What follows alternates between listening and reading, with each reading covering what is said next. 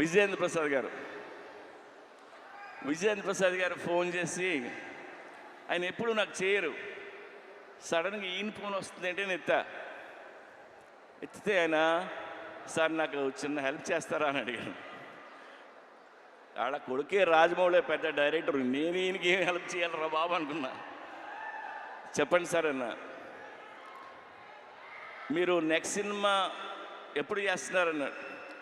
Sir ఇంకా అనుకోలేదు sir, నువ్వు ఎప్పుడు చేసే ముందు నాకు ఆ కథ చెప్తారా అన్నాడు ఆయన ఎందుకన్నారంటే, ఎందుకన్నారో నాకు అర్థమైంది, నేను వింటున్నా.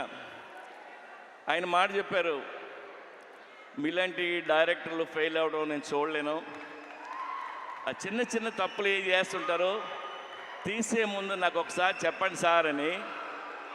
ఆ ఒక్క ఫోన్ కాల్ నాకు